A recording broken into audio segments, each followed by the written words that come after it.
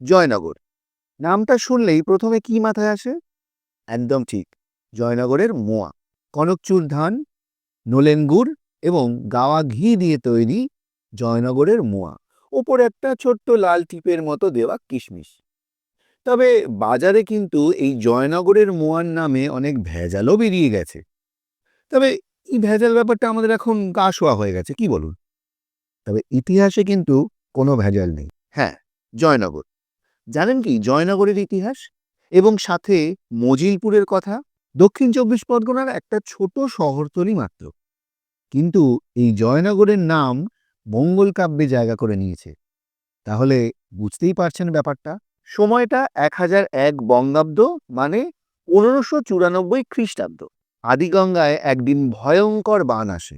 না না, আজকের আদিগঙ্গার সাথে তখনের আদিগঙ্গা কিন্তু কল্পনাতেও তুলনা করলে চলবে না।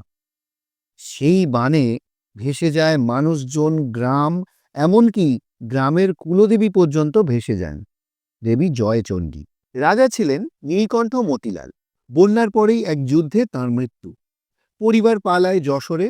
আচ্ছা, বলে দিতে হবে না নিশ্চয়ই, যশোর মানে তখনের অবিভক্ত বাংলা বা বঙ্গদেশ। জায়গাটা রয়ে যায় বাঘ, কুমির আর জঙ্গলের দখলে। বহু বছর পর তার বংশধর গুণানন্দ মতিলাল ফিরে আসেন। লোককথায় শোনা যায় দেবী জয়চণ্ডীর স্বপ্নাদেশে পুকুরের তলা থেকে প্রস্তর বিগ্রহ উদ্ধার হয়, খড়ের কুঁড়ে ঘর এবং নিম কাঠের মূর্তি। এবং সেইখান থেকেই এই জায়গার নাম দেবী জয়চণ্ডীর নগর, এবং তার থেকে জয়নগর।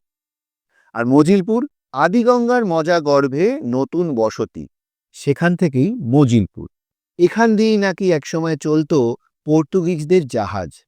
সেটা আজ এক শহরতলি মাত্র। নামকরণের ইতিহাস এবং এই জায়গার ইতিহাস এতটাই কি ছোট? একদমই না।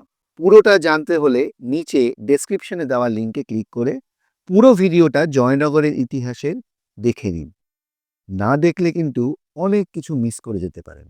আর এরকম ধরনের জায়গা এবং বিভিন্ন বিষয়ের ইতিহাস জানতে please subscribe to our YouTube channel History Avenue and follow our Instagram and Facebook page History Avenue.